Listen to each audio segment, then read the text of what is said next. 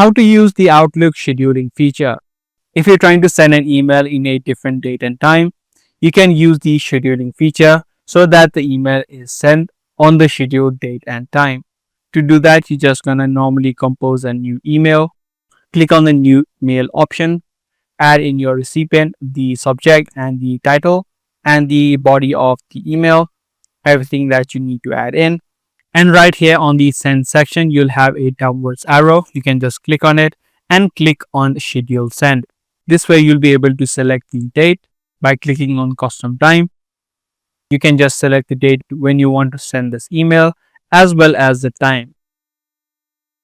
Select your preferred time and then click on send. Now this email will be sent on the exact date and time that you selected.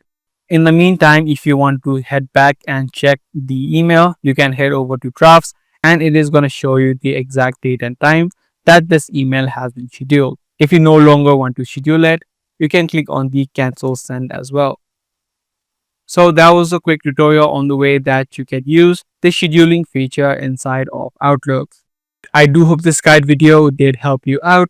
If it did, be sure to subscribe and also give this video a thumbs up. I'll see you in the next video. Thanks for watching.